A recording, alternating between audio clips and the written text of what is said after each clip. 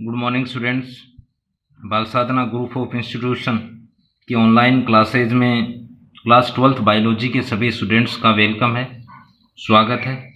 Students, आज हम biology के चैप्टर गुणसूत्रीय विकृतियाँ या मानव में गुणसूत्रीय विकृतियाँ में आगे अध्ययन करेंगे। आज का जो टॉपिक है वो भी क्रोमोसोम ही है।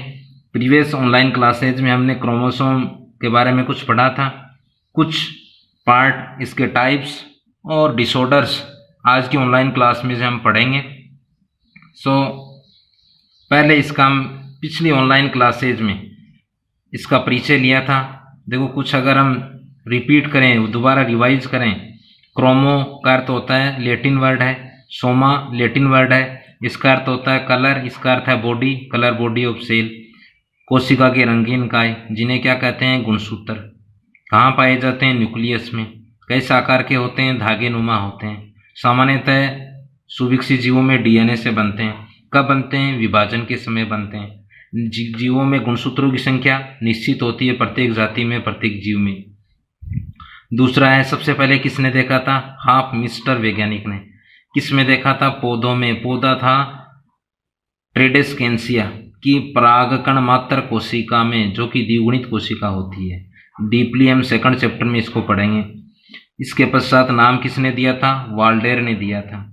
गुणसूत्रों पर कुछ आनुवंशिकता के कण पाए जाते हैं, ये स्टेटमेंट किसने कहा था, सटन व बावेरी ने कहा था, इसलिए सटन व बावेरी परिकल्पना कहते हैं। इसके पश्चात हमने इसके टाइप्स लिए थे ऑर्गेनिजम्स के बेस पर। वायरस में जो है उनको वायरल क्रोमोसोम कहते हैं, एक ही गुणसूत्र पाया जाता है उनमें। दूसरे प्रोकैरियोटिक क्रोमोसोम, उनमें भी नंबर तो एक ही होता है, परंतु प्रोकैरियोटिक जीवों में होते हैं। तीसरा यूकैरियोटिक जीवों में जो आपके आए हैं, इसमें प्रोटिस्टा, फंगाई, प्लांटी, एनिमेलिया, ये सभी जो किंगडम मापट के ये सभी यूकैरियोटिक में, इनमें जो पाए जाते हैं उनको बोलते हैं यूकैरियोटिक क्रोमोसोम। आगे आज पुनः दूसरा आधार लेते हैं इसका, टाइप्स ऑफ क्रोमोसोम्स। देखो, इसमें अगर हम क्रोमोसोम के बारे में अध्ययन करें, फर्स्ट है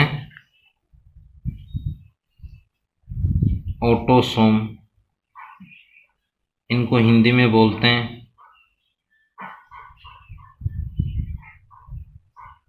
अलिंग गुणसूत्र। सेकंड है एलोसोम, इन्हें सेक्स क्रोमोसोम भी बोलते हैं, या लिंग गुणसूत्र भी कहते हैं। ये दूसरे हैं। अब देखो, ये देखें, हम प्रीवियस चैप्टर में भी ये पढ़ा था, मानव में गुणसूत्रों की संख्या 46 है, 23 पेयर भी बोल सकते हैं। तो यहाँ पहला तो है नंबर की संख्या कितनी है, ये तो है 44 या 22 पेयर। सेकंड है मेल व फीमेल वुमन में इक्वल, यानी समान, ये दूसरा बिंदु है। तीसरा है कार्य क्या इनका,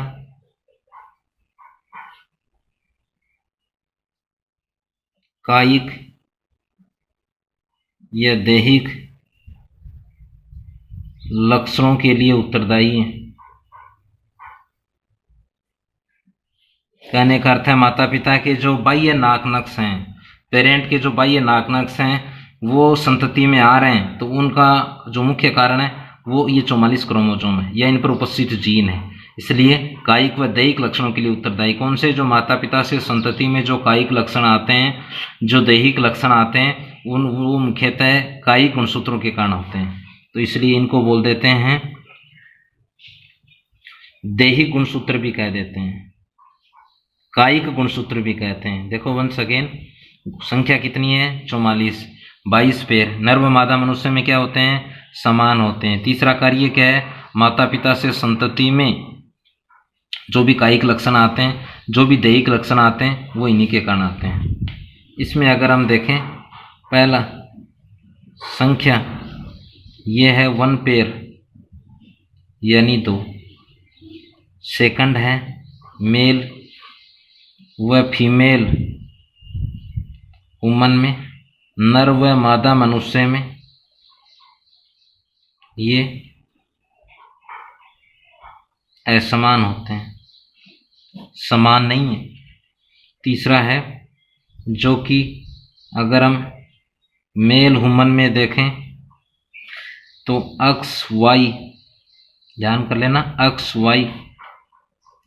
फीमेल ह्यूमन में अगर हम देखें, मादा मनुष्य में अक्स अक्स। इनका देखो कार्य फंक्शन क्या है? संतति का लिंग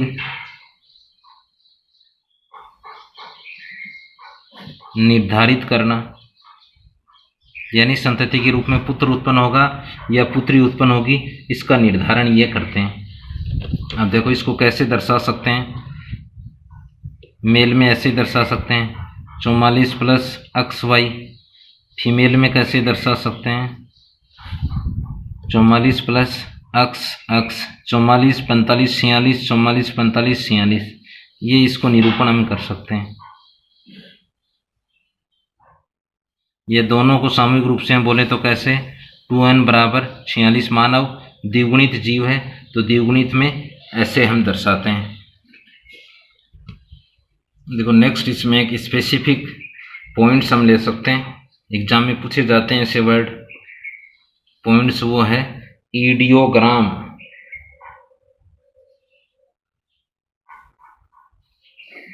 ईडियोग्राम हिंदी में इसको बोलेंगे गुणसूत्रीय आरेख। ये तो है इंग्लिश में, हिंदी में बोलेंगे गुणसूत्री आलेख, गुणसूत्री आलेख। आरेख के रूप में दर्शाना ये बोल सकते हैं। देखो मानव में गुणसूत्रों की संख्या कितनी है? 46 है। 23 पेयर बोल सकते हैं। यदि इन 23 पेयर को या गुणसूत्रों के जोड़ों को आकार के आधार पर व्यवस्थित कर लिया जाता है, उसे ईडियोग्राम कहते हैं। तो सामान्य अर्थ क्या होगा? मानव में गुणसूत्र जोड़ों को यानी पेयर्स को उनके आकार के आधार पर एक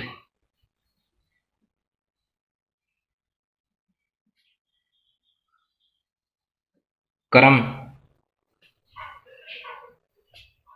में व्यवस्थित करना,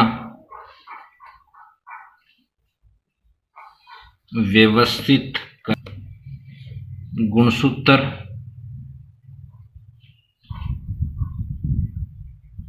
प्रारूप यह बोलेंगे कैरियोटाइप। कैरियो शब्द गुणसूत्र के लिए लेते हैं। गुणसूत्र प्रारूप के इस आरेख को ईडियोग्राम कहते हैं। देखो दोबारा, ईडियोग्राम में नेक्स्ट पॉइंट, हिंदी में गुणसूत्रीय आलेख, या मानव में जितने क्रोमोसोम के पेयर हैं उनको आकार के आधार पर, यानी बड़े से छोटे की ओर या छोटे से बड़े की ओर बोल सकते हैं अपन, सामान्यतः बड़े से छोटे की ओर।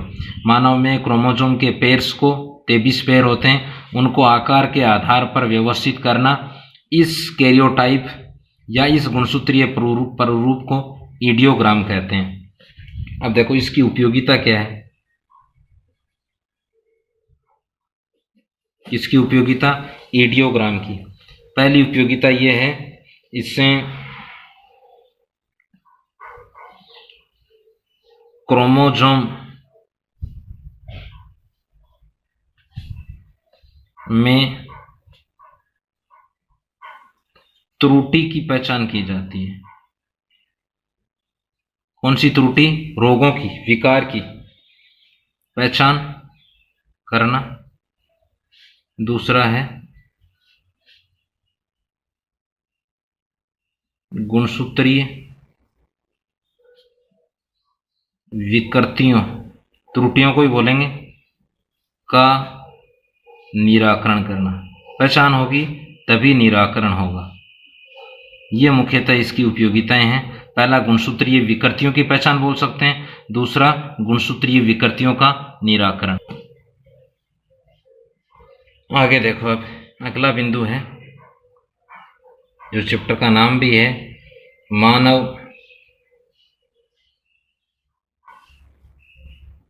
गुणसूत्रीय विकृतियां।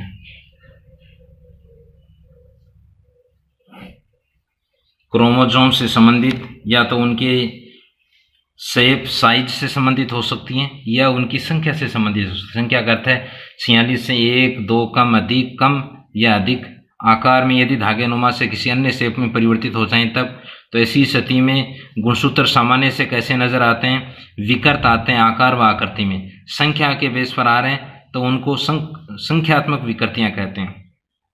अब देखो, इसमें भी दो प्रकार के हैं, एक ऑटोसोम है, एक एलोसोम है। तो पहले हम लेंगे ऑटोसोमल, एलिंग बोल सकते हैं इसे, ऑटोसोमल असामान्यताएं।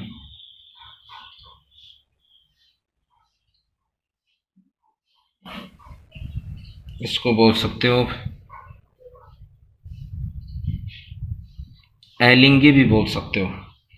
पहला जो विकार है जो कि एलिंग गुणसूत्रों से संबंधित है, ऑटोसोम से संबंधित है, उसका नाम है डाउन सिंड्रोम। इसको बोलेंगे डाउन सिंड्रोम। इस शब्द का आपको ध्यान में रखना, इसका अर्थ होता है क्लस्टर ऑफ डिजीज, रोगों के समूह को बोलते हैं सिंड्रोम। ये पहला है। अन्य नाम है इसका मंगोलिज्म। आगे लेंगे मंगोलिज्म नाम क्यों रखा गया। ये पहला विकार है डाउन सिंड्रोम। हिंदी में क्या बोलते हैं, अन्य नाम में क्या बोलते हैं? मंगोलिज्म। सिंड्रोम का अर्थ क्या? क्लस्टर ऑफ डिजीज, रोगों का समूह है। अब देखो, फर्स्ट स्थिति है नॉर्मल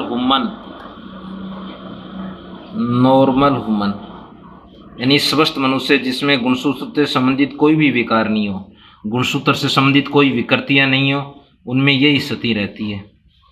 2n बराबर 46। इनमें क्या रहती है देखो, पहला इसमें ले लेते हैं खोजकर्ता। ये विकार सबसे पहले किसने खोजा था? एक वैज्ञानिक थे, उसका नाम है लैंगडन डाउन। कब खोजा था? 1866 में। उनके सम्मान में इसका नाम रखा गया, ये लैंगडन डाउन है। इस वैज्ञानिक के सम्मान में इस विकार का नाम रखा गया। सामान्य स्थिति में ये, इनमें देखो क्या रहता है, सेकंड है इन डाउन सिंड्रोम में ये स्थिति रहती है 2n+1 यानी 47 ये क्रोमोसोम इनमें पाए जाते हैं। आगे विकृति हम लेंगे, ये मोनोसोमी, नलसोमी, ट्राइसोमी, टेट्रासोमी। इस स्थिति को बोलते हैं ट्राइसोमी, एक अधिक है, एकाधिक सूत्रता भी बोलते हैं। दूसरा है इनमें 21वें गुणसूत्र की त्रिसूत्रता होती है। अब देखो ध्यान ये रखना है, मानव में गुणसूत्र कितने हैं? 46, 23 पेयर, यानी प्रत्येक क्रोमोजोम पेयर्ड अवस्था में दो दो, परंतु यहाँ 21वां होना कैसे चाहिए था? ऐसे होना चाहिए था। ऐसे हैं सभी गुणसूत्र, परंतु 21वां इस फॉर्म में पाया जाता है। त्रिसूत्रता स्थिति रहती है, ये है।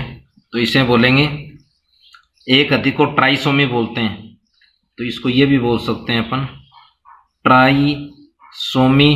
कौन सा अधिक है? 21वां अधिक है, तो ये बोल देंगे ट्राइसोमी 21 है। कौन सा है ये? एलिंगुआ होता है। देखो इसका रीजन क्या है? Reasons of Down syndrome. Down syndrome होने का कारण क्या है बच्चों में? अब देखो कारण यह है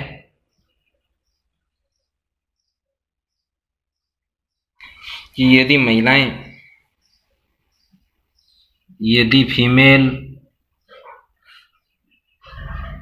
40 से अधिक उम्र में बच्चे पैदा करती हैं,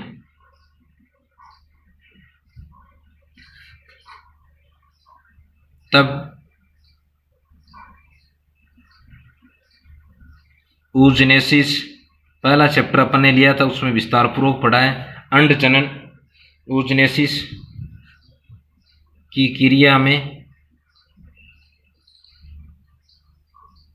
मियोसिस डिवीजन के दौरान, यानी अर्धसूत्री विभाजन के दौरान त्रुटिवंश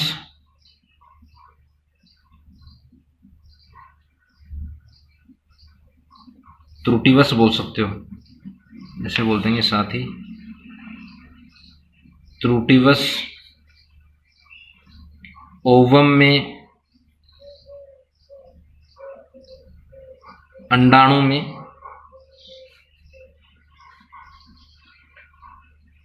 एक अतिरिक्त गुणसूत्र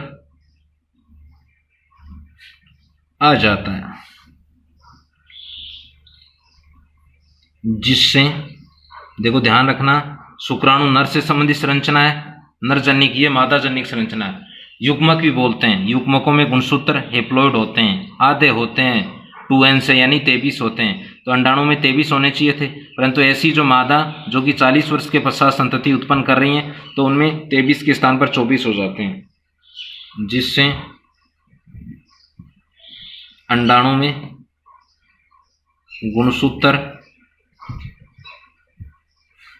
23 की अपेक्षा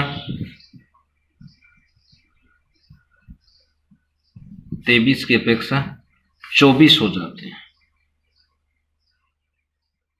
ये रीजन है, और ऐसी स्थिति रहती है करीबन 600 बच्चों में से एक बच्चा ऐसा उत्पन्न होता है। देखो अगेन कि डाउन सिंड्रोम होने का कारण क्या है। डाउन सिंड्रोम यानी किसी बच्चे में 47 गुणसूत्र होने का कारण क्या है? 47 में भी कौन सा? 21वां गुणसूत्र 3 बार आने के कारण, यानी सामान्यतः पेड़ अवस्था में होना चाहिए था ऐसे, परंतु इसे ऐसा होता है, त्रिसूत्रता स्थिति में आ जाता है। ऐसा क्यों होता है?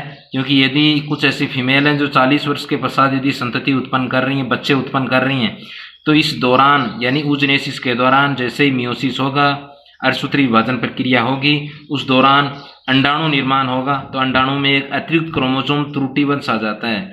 ऐसी स्थिति में अंडाणु में 23 पाए जाते हैं, 23 के स्थान पर 24 हो जाते हैं। अब देखो इसके हैं लक्षण। डाउन सिंड्रोम से ग्रसित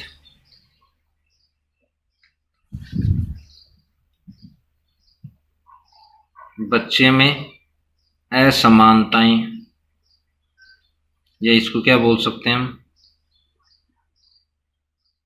उसके लक्षण, ये भी ध्यान में रखने हैं आपको। अब देखो एक नाम हो रहा था मंगोलिज्म, ये क्यों कहते हैं? क्योंकि शायद अफ्रीका कॉन्टिनेंट में एक देश है छोटा सा मंगोलिया, और वहाँ के जो व्यक्ति हैं, वहाँ के जो बच्चे हैं, उनमें जो सामान्यतः लक्षण पाए जाते हैं वो लक्षण इस स्थिति वाले बच्चे में होते हैं।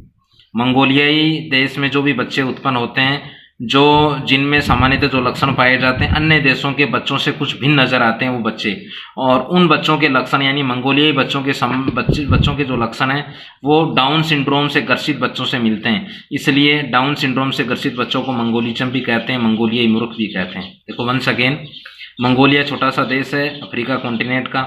वहाँ जो बच्चे उत्पन्न होते हैं सामान्यतः उन बच्चों के जो लक्षण होते हैं वो अन्य देशों में जो डाउन सिंड्रोम से ग्रसित बच्चे हैं उनके समान होते हैं, इसलिए उन्हें मंगोलियाई मूर्ख कहते हैं, मंगोलिज्म भी बोलते हैं डाउन सिंड्रोम से ग्रसित बच्चों में। देखो इनमें पहला है बुद्धि अल्प विकसित होती है इनकी, बुद्धि अल्प विकसित होती है यानी आईक्यू लेवल काफी कम होता है। दूसरा है इनकी नेक छोटी होती है, गर्दन छोटी होती है। तीसरा है बच्चे का कपाल चौड़ा होता है, कपाल अत्यधिक चौड़ा पाया जाता है इनमें। दूसरा है हाथ इनके चपटे होते हैं, चपटे हाथ होते हैं। इसके पश्चात है इनमें निचला होठ लटका होता है, निचला लोअर लिप्स बोलेंगे, निचला लिप्स लटका हुआ होता है। नेक्स्ट इनमें जीभ भी बाहर निकली होती है। ये सामान्यतः इस विकार से ग्रसित बच्चों के लक्षण होते हैं। देखो दोबारा, आईक्यू लेवल कम होता है इनमें, गर्दन नेक शॉर्ट होती है इनकी, क्रेनियम इनका स्कल इनका चौड़ा होता है, इनके जो हैंड होते हैं वो फ्लैट होते हैं, लिप्स अपर व लोअर, उसमें जो लोअर लिप्स है वो नीचे की ओर होता है, लटका हुआ होता है, टंग ये बाहर की ओर निकली होती है। सो ये फर्स्ट डिसऑर्डर था। नेक्स्ट डिसऑर्डर का हम अध्ययन करेंगे जो कि एडवर्ड सिंड्रोम है, फिर क्लाइनफेल्टर सिंड्रोम है। इनका हम अध्ययन नेक्स्ट ऑनलाइन क्लास में करेंगे। So thanks, have a nice